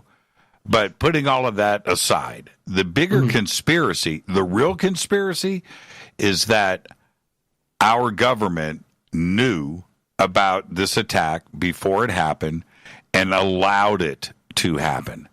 That is a real conspiracy. That is a conspiracy by definition. By definition, right there. And that is the angle that is not discussed. Everybody wants to go into the sensational side of things, holographic planes. I've looked at different pictures of the planes where these planes were loaded with bombs and you could see underneath, and it was not the aircraft that was, and all of that is a bit tough for me to go into. But what isn't tough is the clear understanding that our government knew that those attacks were going to happen on American soil on that day in advance and did nothing to stop it. That is the tragedy of 9/11. And weren't they running the exact same test and scenario on that very day? Well, okay, if we look at it that way, where you have Larry Silverstein, the owner of the leasing company and stuff with the World Trade Center complex, taking out the insurance policy, and that it just feels weird. It feels weird to me that he knew, the government knew. I think people knew in advance and they allowed the attacks to happen. Why? Was it Donald Rumsfeld and the missing, 21 or 15 trillion dollars or whatever it was? All of that got forgotten. The amount of financial records, gold and things and historical items that were stored away in the World Trade Centers, because they were so safe, all of that gone. All of the historical documents and records and bookkeeping, they were the financial centers of the known world, which crumbled into dust. Was all of this in play here? I don't know, but it feels that way to me. It's absolutely suspicious that just 2 months before the towers came down, Larry Silverstein took out a new insurance policy that covered specifically what went down. And when that happened, he actually had to sue the insurance companies, and he won. He did. That was my question. Did he get his insurance settlement? $4.6 billion. No kidding. Yes. So he received $4.6 billion from insurance because of what happened on 9/11. Now, you know how I keep saying conspiracies always spin other conspiracies? There's a whole line connected to each other. Well, this whole missing $21 trillion is this element of 9/11 that some people discuss. But I really think that this is a very important point of the entire 9/11 setup, if it is a setup, is that there was a press conference. Donald Rumsfeld got up. He said that there was an accounting at the Pentagon, and they have found that approximately $21 trillion is completely missing and unaccounted for from the Pentagon. And this is massive, massive news. And the day after, the story is gone, and the conspiracy spins that all the records, all the people, all everything that was involved with documenting this missing 21 trillion is destroyed in 9/11.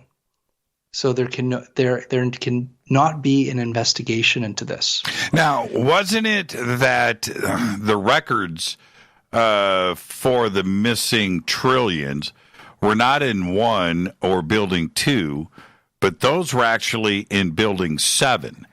Yes. And that being separate to the, obviously the Twin Towers, the way that building 7 collapsed, and I remember when I saw that on TV, I went, that doesn't make any sense. But there is the famous recording of pull it. Yeah. I mean, what do you need more evidence? It's just strange to me, and it's so hard because I believe in this country. I love the United States. I do. I love this country, man. I love living here. I love being an American. And then I've gotten forced into thinking these thoughts. It's mind-boggling. But before we go there, and I ask people all the time, before you go down the conspiracy road, and you think to yourself, would our government ever do something like this? I bring it up every time. Operation Northwoods. And this is the thing. If you would wonder or contemplate the sick minds that would have to put this kind of plan into action, write it down on a piece of paper, right? Discuss it with people around a table, right? And figure out the best way to pull it off and the reasons why. That is some sick stuff. But then you have Operation Northwoods, right? Which is virtually 9/11, and it was a plan that was not only detailed and written out, but it was approved by the Joint Chiefs and taken to President Kennedy. This is stuff you can't make up, and anybody can go look up Operations Northwoods. You can look at the paperwork. You can look at all the players involved, why they were going to do it. And if you don't think that mirrors nearly in lockstep the ideas behind a 9/11 type of action against American citizens for a false flag to go into war, I can't give you anything better. Yeah, and this is also recorded history, and there's a lot of things written about this. But basically, they were preparing to commit terrorist attacks on U.S. military infrastructure, civilian targets, and they were going to turn around and blame it on Cuba. And that would be their justification to enter into a war with Cuba. And it went all the way up the ladder. It was all approved. It was ready to go. And President John F. Kennedy said, no, we're not doing this. And this put a wedge, actually. This is historically documented that this put a real wedge between President John F. Kennedy and the Joint Chiefs of Staff. And it wasn't over for the Joint Chiefs of Staff. They wanted to assassinate Fidel Castro, too. So they put together other projects. And exactly the same thing. They were writing up proposals for hijacking planes, shooting down planes, blowing up U.S. ships, orchestrating terrorism in the United States cities, killing civilians. This was all written up and approved. And it went back to President John F. Kennedy. And what did he do? He said, no, we are not doing this. So it was John F. Kennedy against the entire military who was really struggling to go forward to get them into a war with Cuba. So false flags in the nation of the U.S. is recorded history. And I would say, thank God, President John F. Kennedy was there at that time because he stopped war. He stopped innocent people from being killed. And at the cost, I believe, of his connection with the military structure, the military industrial complex. And, we all know what happened shortly after. Well, and this is the thing, the blueprint of Operation Northwoods, which is some of the examples were to shoot down a commercial airliner with American citizens on it and blame it on Cuba. Kill everybody on the plane, but at least that would be a country would be behind us on that, and we could just go in and invade Cuba, and we wouldn't have any backlash from it because Cuba shot down an American plane, and that's the way we're going to make it look. Well, at the time of and as crazy as that sounds, that idea, that germ of an idea that was Operation Northwoods, is something that is always in play with the military establishment and how to create a false flag so we could do something like this with an operation. Well, Desert Storm was left unfinished. And not only was Saddam still in power, but it was unfinished, and they wanted to go back in and get Saddam out and take over Iraq and its oil and finish that. And that involves the rebuilding of infrastructure and all the American companies that are going to be involved, the profits that are there, the stock market that is involved. All of this is in play. Well, how do we do that? How do we re-invade Iraq? Well, bring in Operation Northwoods. How can we bring this into play and have an attack on American soil so we can turn around and blame all of the Middle East for this, and then we can go in and finish what we started in the early 90s. And before you think that that's a leap, that's exactly what Operation Northwoods and an idea like that and a false flag operation presents. And as dark as it is, the ideas and the methodology of Washington, D.C. is always in play with something like Operation Northwoods. Yep. And it's also the fear. They attacked us here. We have to attack them there. And they have weapons of mass destruction, which were never found. And it was, the whole country, I would even say the whole world, was in trauma, was in shock, was reactive. And when you're in that state, it's very easy to manipulate even things that are so obviously a fraud. I remember going around and speaking with friends. Obviously, everybody was talking about this and what was going on around the country. And I don't think I didn't talk to anybody that didn't say, you know what? Let's just nuke them. Right? That's right. I remember that. I mean, it was that conversation was everywhere. Let's just end this right now. Let's just nuke them. Let's just nuke them. And that was the sentiment around the United States. So invading Iraq or Afghanistan and a lynching was going to happen. The lynch mob was out and somebody was going to be found responsible for this. And that's ultimately exactly what happened. And we're still there to this day. Yes. Yeah, everything that a false flag would do, the purpose of a false flag, was played out in 9/11. We did go to war under false pretenses of weapons of mass destruction. We did everything that we would have done in a false flag event. So when you put all these pieces together, for me and for many others, this was the wake-up call that maybe the government is not on our side for many things.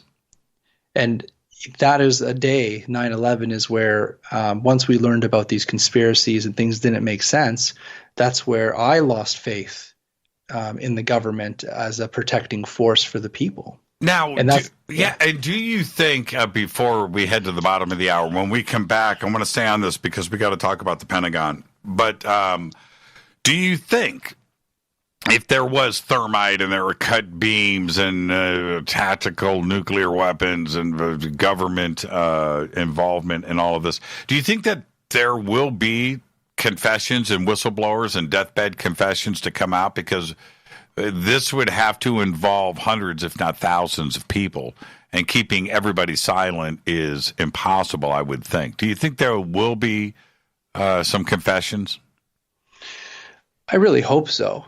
And, history has shown us that many things that we believed were conspiracies 40, 50, 60 years in the future, through the Freedom of Information Act and through other sources, we've actually received documents showing that what we believed was a conspiracy was actually true. So maybe in our future, some type of document, something will be leaked or released that will actually solidify that maybe this was a purposeful attack that was a false flag done by the military or another group within the government. So our poll right now is 78% one pipe. The official story holds no water. And we've got, it's very low, 6%, 7%, 9% for the rest of it. But right now, holding strong at 78% in our poll. If you want to vote in the poll, head over to Twitter, hashtag F2B. The poll is right there, and you can also see it in Rita's Twitter feed, too, as well. With that, let's take a break. When we come back, there's other things that I want to discuss tonight and different conspiracies, but I got to discuss the Pentagon. What went down there? This is Fade to Black. Our guest tonight, Jason Quitt, Quittspiracy Part 2. You can follow Jason on Twitter at Jason_Quitt with 2 T's. You can follow me on Twitter, too, at JChurchRadio. We'll be right back. Stay with us.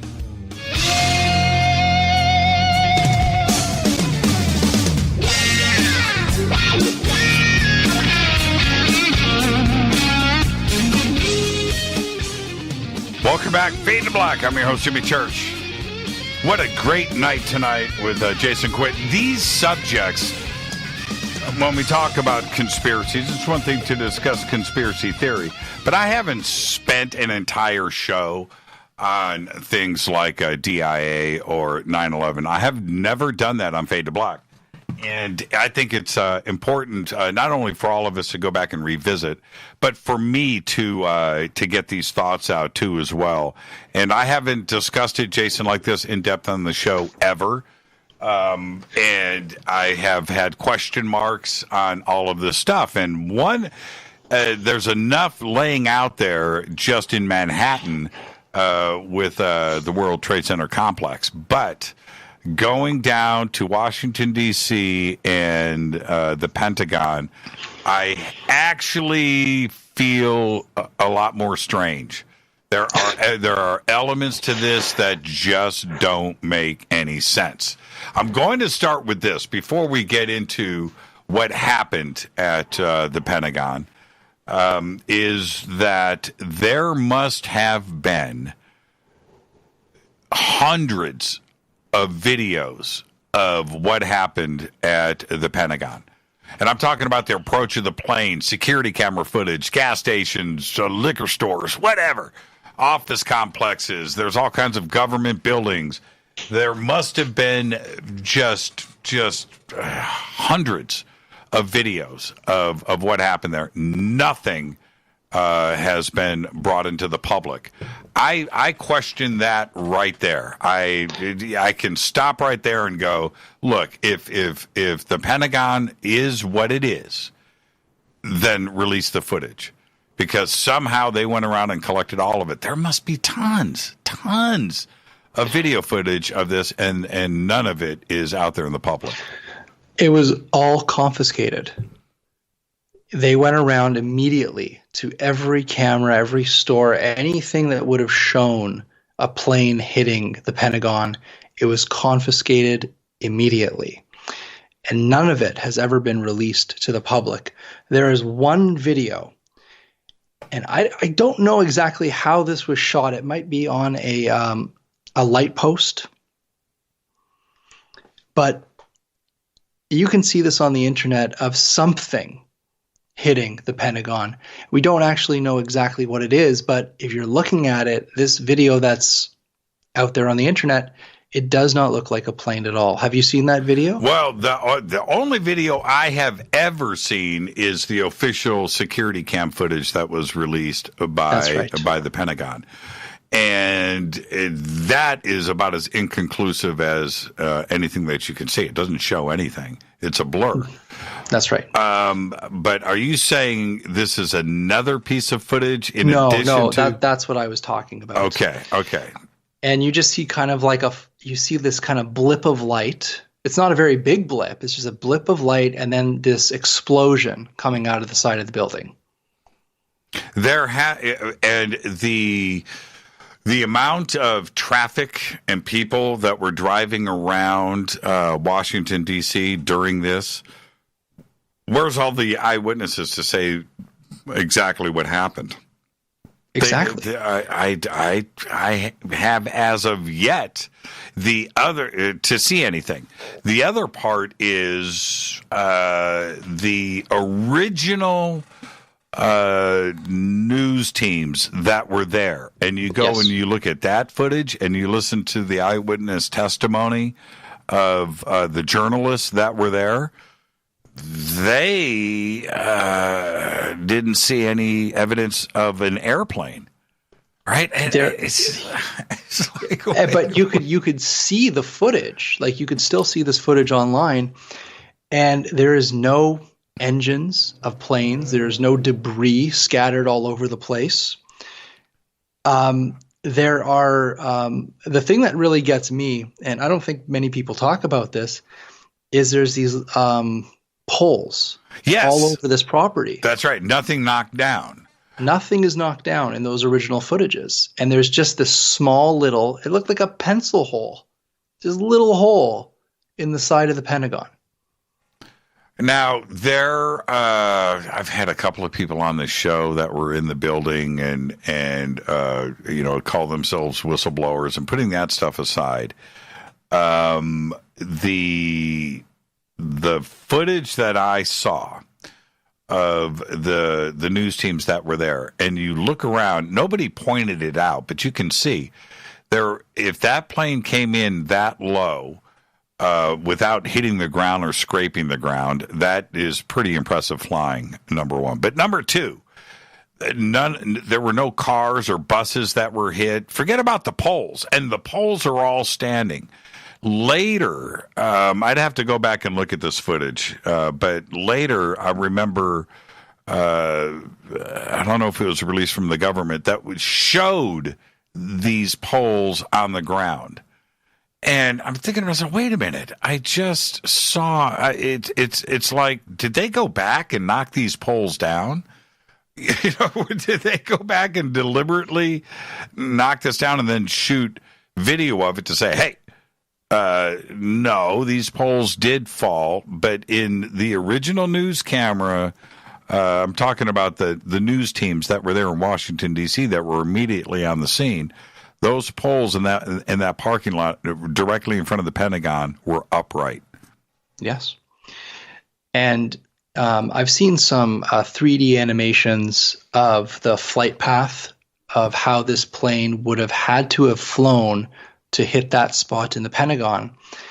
And it comes over a highway area, and then it's only a couple feet off the ground. It's only a couple feet off the ground. You'd have to be the most incredible pilot to pull that off. And even the speed and the amount of wind generated, if there was cars on that road, you don't think they're going to feel that? You don't think they're going to see a plane nearly rip the roof off the top of their car? That's how low this plane was. So even that doesn't make any sense. And there's another part to this that I have thought of over and over again.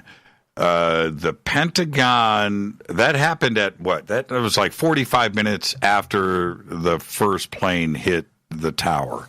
right? Or was it an hour? And a half? It was an hour, almost an hour after the first tower hit. Right. It was hit. So 9:45 a.m. 9:45 a.m. The first one hit at like 8 a.m. Yes. Right. I'm trying to get back.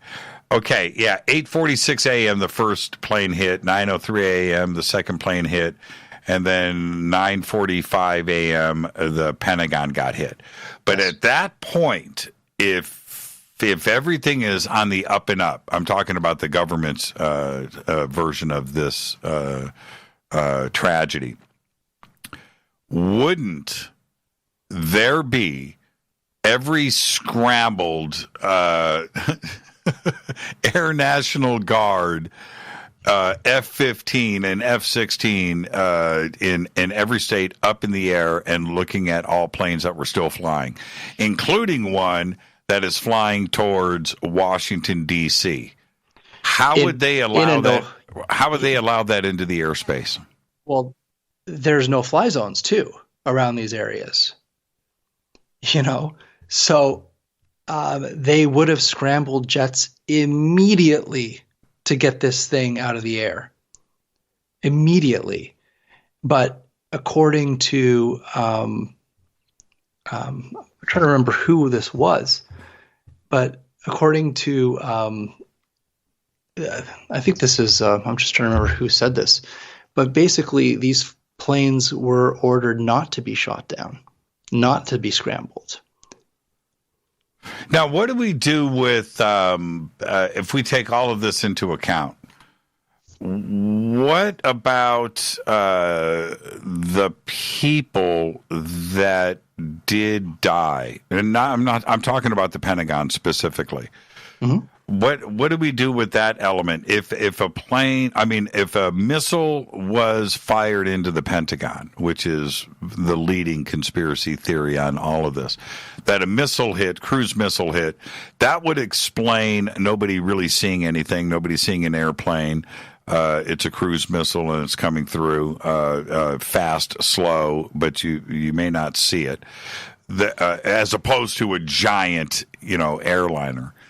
But then we have the aspect of all of the people that have death certificates that were allegedly on the planes, right? How do we reconcile that part of it and pull off a conspiracy like this?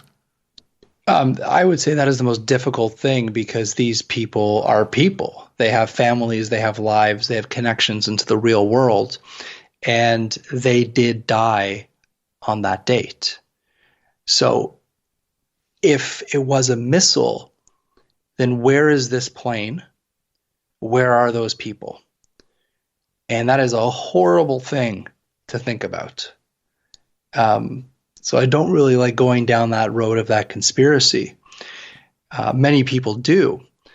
But if we conclude, or if experts conclude that there was no plane, then where did that plane and those people go? That's right. And yes.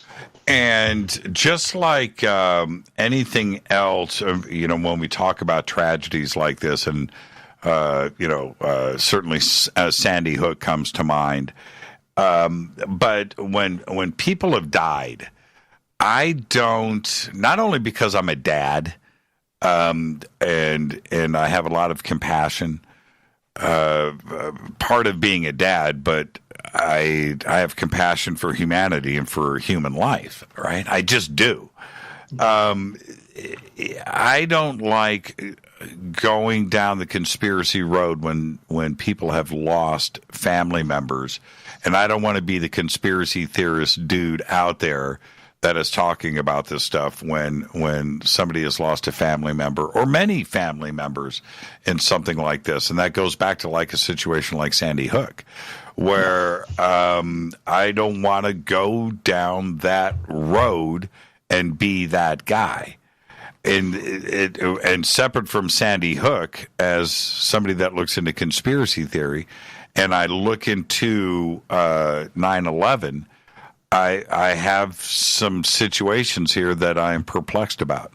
I'm truly perplexed, and I don't have The answers that I am given don't fit what I know and what I see. And I honestly feel that the government has not been straight with us about 9/11 from the word go.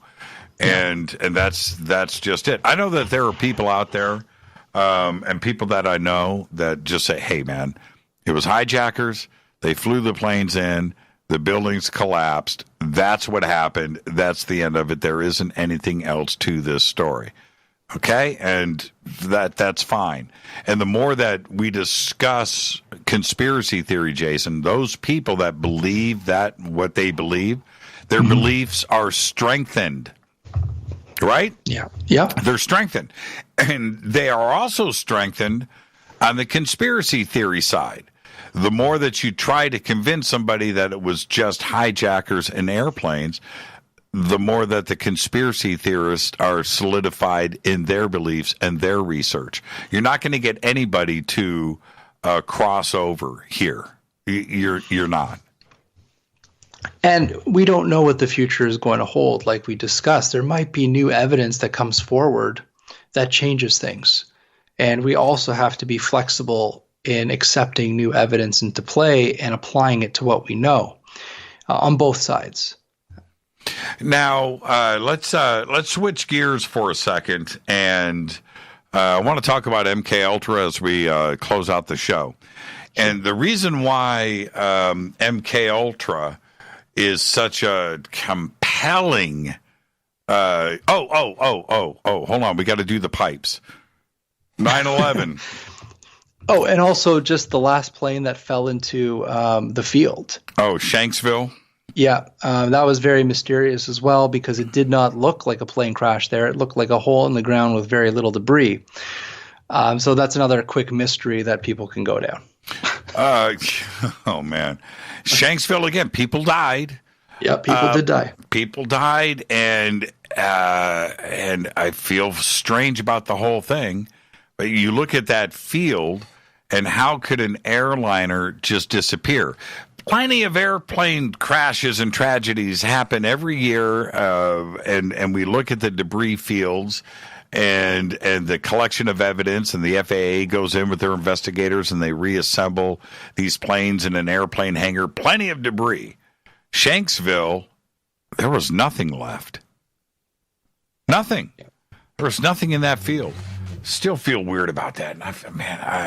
For the families that lost people in that, I'm sorry for discussing this in such a callous way, but there just was nothing left. And I don't know. I don't follow the official narrative. But what's the alternative? That's the thing. What's the alternative? Even worse. Yeah, what's the alternative here? Where did the plane really go? Did it really crash in the field? We don't know. No video, no eyewitness testimony. There's nothing there with that. And then there's the other part that we shot the plane down, that we had F-16s flying next to it. There's that part of the story. It's just, oh man, just a tragedy. It's just tragedy. Literally, the story of 9/11 is just the story of tragedy. And it's an awful thing that we had happen in our history. So where are you at with 9/11 overall? 1 pipe, 2 pipe, 3 pipes, 4? I would say I would give this, a 3.5 pipe, that this is something very, very mysterious and one of the greatest conspiracies of our time. Yep, I'm right with you. I might have to go 4 pipes. I think that the evidence is overwhelming, that it is completely funky. From every angle that you approach it, there are too many cogs in this machine, and it's I could go 4 pipes and feel pretty good. I can go 4 pipes. Huge conspiracy. Now, MK Ultra. Before we run out of time, what's interesting about MK Ultra is the senator that was involved with this, Senator Frank Church.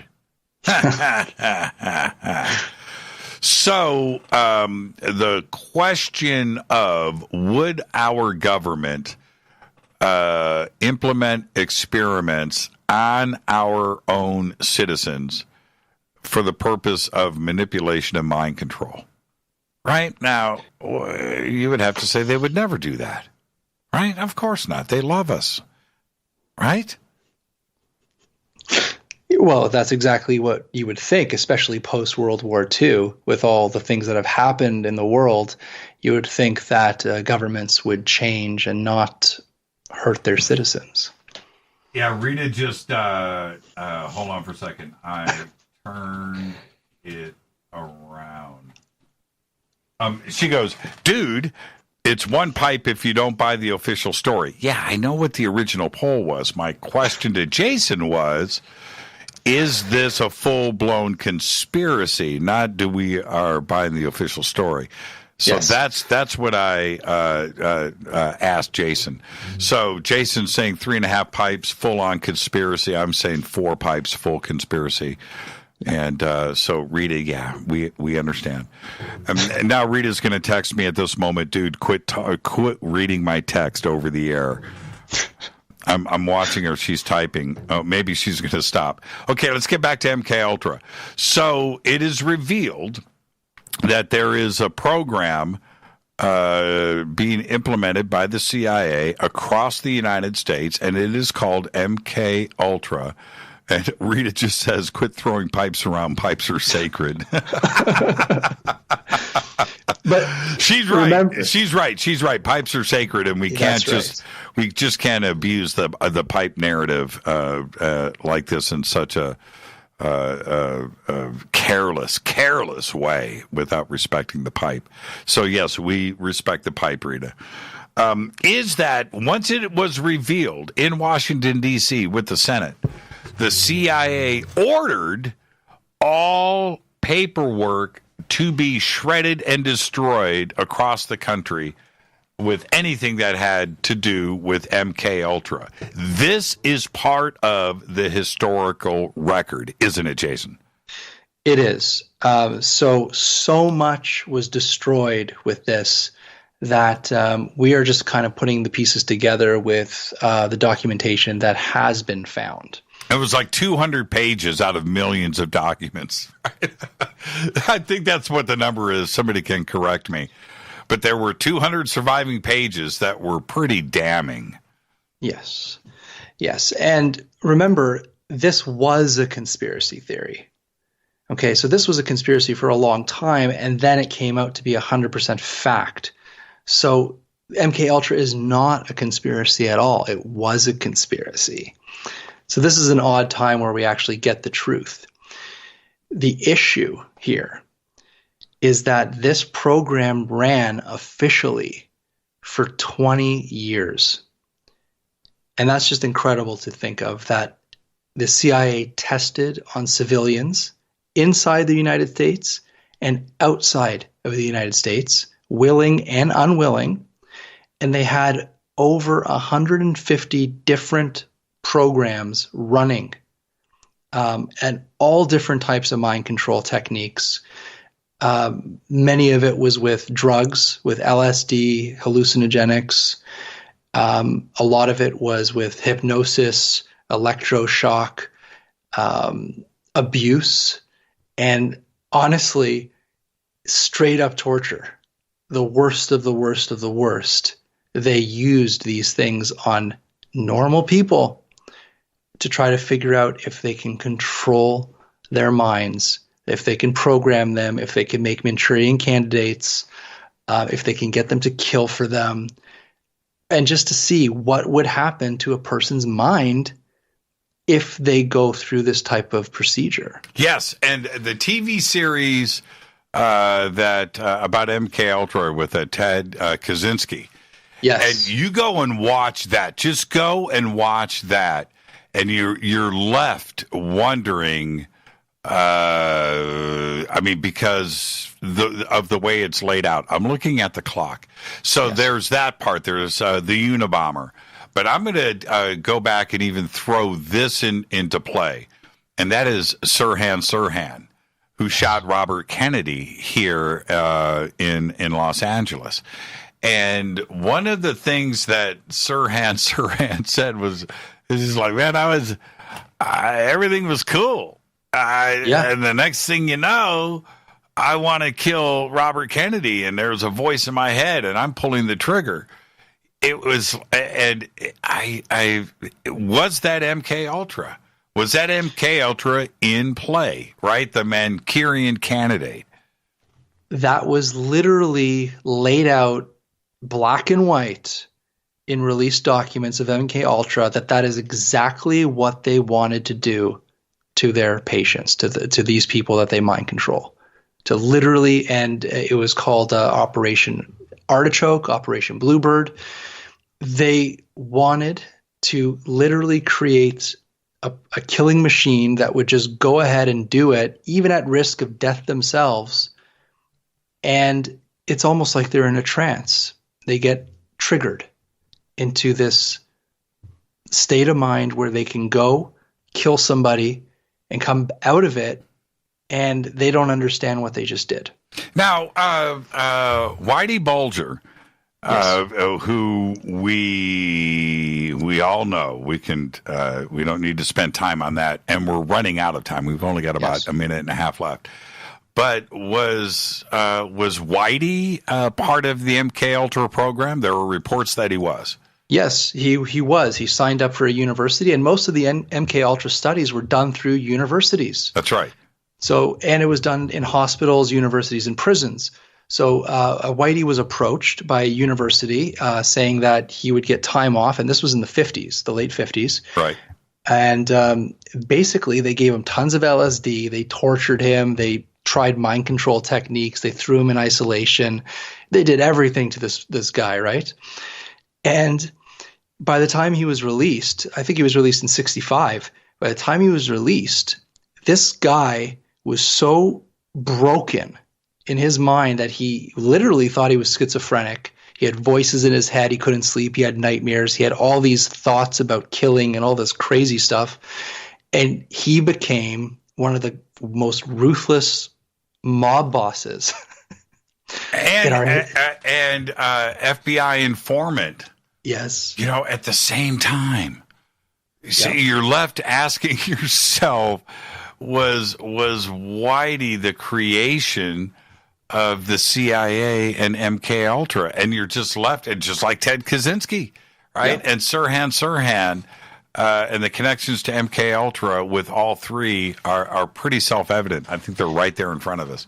Yeah, and Kaczynski, that was in Harvard of all places. That was in Harvard, and everybody around him. And you look at the evidence about Ted being part of the MK Ultra program. I think it's right there. I think it's you would win in court. Yes, there's no doubt. There's no doubt in my mind that the CIA, through these mind control things, literally broke Ted Kaczynski and created the Unabomber. Okay, there's no doubt in my mind. Let's see what. Here we go. MK Ultra is real. Well, I'm going 4 pipes. There is the poll, and 91% right now 4 pipes. I'm assuming you're going 4 pipes all. Oh yes, 4 pipes. And this is another case that we can say was a conspiracy, turned out to be 100% factual. And there's still repercussions in our world that this has screwed up so many lives, so many people, that it rippled out past the people that were involved, to the families and even innocent people. Well, there you go. I got the poll up, and it is now out there. You can go and vote now. We're going to run over here by about 30 seconds, but I want to thank you, Jason, so much for going poll to poll with us tonight. Absolutely amazing. We've got 9/11 official story. 75% say the official story holds no water. Let me get to the first poll tonight, which is Denver International Airport. Is it a secret underground base? And 49% for pipes. Yes, there is a secret underground base. So there you go. Thank you so much, Jason. Behave and be well. Enjoy your time down in Florida. We're packing up the car and heading to Las Vegas as soon as I hit goodbye. Enjoy yourself. Thank you so much, Jason. Thank you so much. I've got to get out of here. I'm rolling credits now, and I'm going to get all of this in before we are disconnected from the network. I want to thank everybody tonight on Twitter, YouTube, KGRA, Facebook, all of our networks out there, TalkStream Live. Fade to Black's executive producers, Riddick Kamarian. Show is produced by Hilton J. Palm, Renee, Dennis, and Bob. Announcers are Steve Harder, Gene Vitola, Mark D. Kovar. Webmaster is Drew the Geek. Music, Doug Aldrich. Intro, Spaceboy, spaceboymusic.com. Fade to Black is produced by KJCR for the Game Changer Network, and syndication is KGRA, The Planet. This broadcast owned and copyrighted 2020 by Fade to Black and the Game Changer Network, Inc. It cannot be rebroadcast, downloaded, copied, or used anywhere in the known universe without written permission from Fade to Black or the Game Changer Network. I'm your host, Jimmy Church.